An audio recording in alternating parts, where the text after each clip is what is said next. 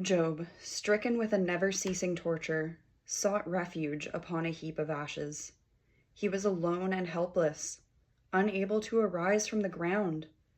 People passed by, taunting his misery, and his only companions were beggars and outcasts.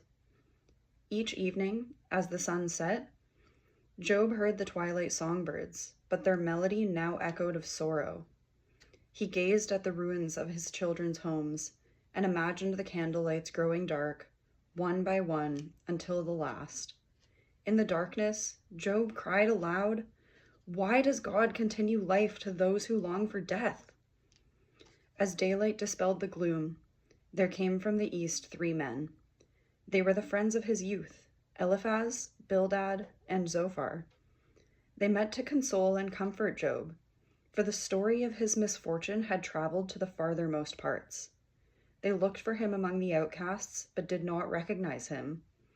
When at last they found their friend, they looked upon him in great pity and sat beside him. They knew his grief and suffering were intense and waited for Job to break the silence.